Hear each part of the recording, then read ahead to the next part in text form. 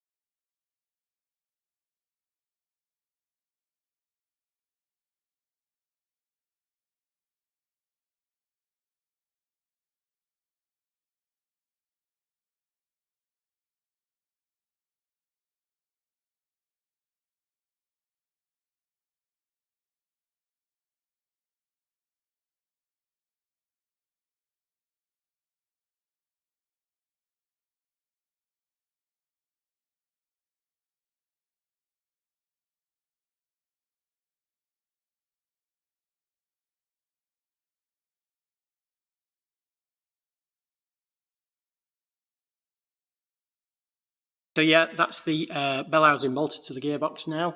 Yeah, it was bolted to the adapter plate when it came, so I've basically bolted the gearbox to the adapter plate. If you look at the bolts there, zoom in a little for you, those are M10 by 1.5 thread metric. Those are the same thread as the original bolts that would have bolted the gearbox to the bell housing when it was the cast iron bell housing. I've just put some packer washers under there temporarily, and that's purely just to save time winding them in and out, and also because I didn't know how long the bolts wanted to be. Some of the bolts will crash into the back of the bell housing, so just to prevent that happening, definitely it will need to come apart again anyway. I've omitted the clutch arm. You can see the cut down spigot shaft there.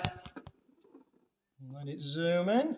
That's cut down, smoothed off, radiused ever so slightly so no damage occurs when I put it through there. Absolutely doesn't matter, but it just does the job properly. You can see the rear facing there. That's the actual part here that sits into a spigot bush, and I'll be making a custom phosphor bronze spigot bush once the engine is ready to be bolted to the gearbox. And I'll do that on my lathe at home, which isn't in this workshop, but I can still film it. Okie dokie. On to the next step. To take the engine off the engine stand using the crane. Okay, I'm then going to connect the engine back to the transmission with the bell housing adapter. And subsequently, that's going to go in the car, and I'm going to make the engine mounts to fit. I've decided not to use motor plates for a number of different reasons that I won't bore you with.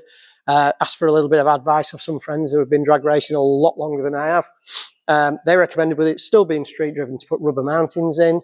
So I'm going to do that. I'm going to use standard Capri mountings. I used those before the Rover V8, more than strong enough. If they need to be harder, I can then get polyurethanes in different hardnesses as well. If those are hard enough, I can then go solid mounts if I find I need to later on, once I've done some testing. I'm also going to go with a recommendation that my friend Sean gave me to put a tie bar from the near side cylinder head to transfer torque through the chassis rather than letting it just twist about in the engine mounts. Seems a valid and a good idea. So I'm going to go with that and try that as well. Again, if it doesn't work, take it off. It's not a biggie. The gearbox is going to go on here. The engine will come off the engine stand while it's being mocked up in the car. What you can't see at the moment because it's behind you is the new 4.6 litre version of the engine has arrived. That needs to go on the engine stand so I can have a look at it inside, make sure it's not in need of rebuild or is in need of rebuild, whichever. Inevitably, it probably is. And then I can work that here and move it around if I need to while I can still get to work on people's cars. So yeah, I'm going to bob a couple of 3/8 UNC bolts in there. No flywheel, no starter motor, no clutch assembly, nothing like that just at the moment. So just keep it as light and as uniform as possible. The rear end will get a rubber mount. Definitely, you always put a rubber mount on your transmission. I've got one of those, and I've ordered some tube to make a transmission mount at the back. Depending on what I need to use, I've got some tube in stock. Okay, right. So next thing you'll see is me pulling this off here, using the crane, and putting the transmission on here. Thanks a lot.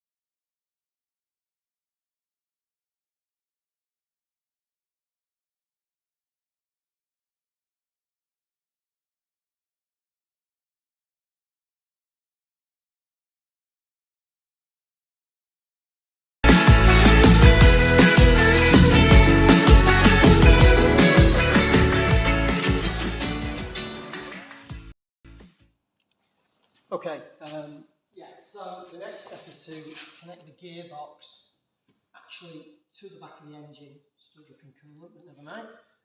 For that, I'm going to use the studs that I just took out that were connected it to the engine stand. I'm going to wind one in each side thus, a few turns. And that should make it easier when I line the gearbox up for it to find the dowel holes and things, rather than trying to hold the gearbox on the dowels and screw in the bolts. The bolts I'm using, as I said, the 3/8 UNC. These are just some old cat bolts I have kicking about, Allen screws. They are incredibly high tensile, 12.9s. Some of these will be a little long, but I'll just use a couple of backing washers. I'm only going to put probably 4 in just to keep it together for now. Again, it's not critical, it's just going to be held together. Once it's all assembled, I'll use all the correct length bolts and hardware. Okay, so I'll lock the gearbox on there now, pull these 2 studs out, and then it's ready to guide under the car.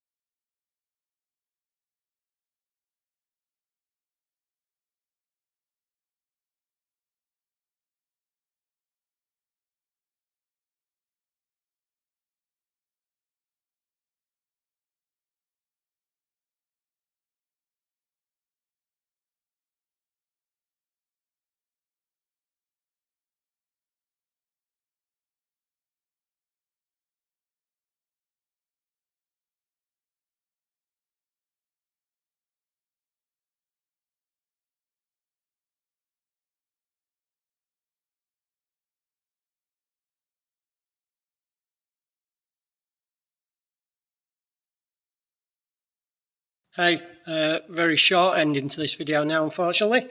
Don't know if that was done before I bought it. However, there is now a honking great big break all the way down the bell housing.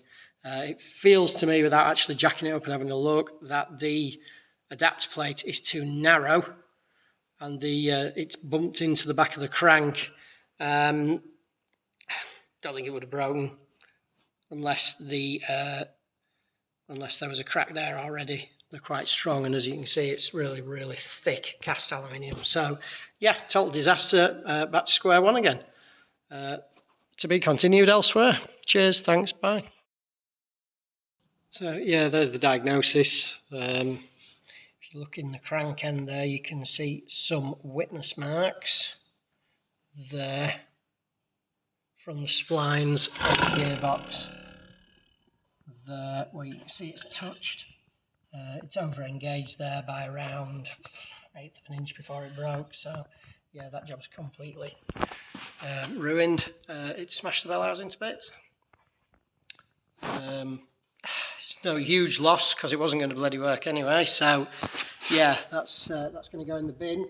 Hopefully, all being well, I can repurpose that bell housing adapter part into the other bell housing I bought that I wasn't going to use. So it's not a complete and total loss. I think that one is, this bell housing is a little bit too deep. But I can of course mount the bell housing adapter inside if required to help and lose a little thickness on it. So yeah, it's a bit of a step backwards, really unfortunately. But it is what it is, and you know, you can't change it. So I either look for another Borg-Warner 35 bell housing, but then it won't be deep enough anyway, so it'll just do the same thing again. I can get that welded up, or I can have a go at welding it myself. Don't really want to do that. I've done it before, it works, you know, it's fine. It's been welded before, you can see it has, and I'm starting to guess now why. Or I can use this bell housing. It does appear way too deep, but I think I can just machine a little bit off the back of it maybe on my milling machine. It is quite thick here, so this here is really rather thick. It's about 12 millimeters, half an inch, something like that. So I need to measure that up, compare it. I did actually measure the back of the crank, I hasten to add, before I did this, and I thought I got it right, but it was difficult. So it looked close, it looked near enough, but you know. And I also will point out that at the time I was not using the Ugga Dugga gun, I was only using the ratchet. It was closing up, it was just squaring up nicely, and then it just went boom and let go. So it wasn't even that I ran it up really hard and tight and smashed it. It's just an unfortunate frame of events. Gutted, but we'll be back soon. Thanks.